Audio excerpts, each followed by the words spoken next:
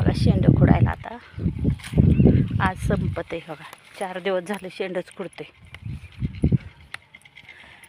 हो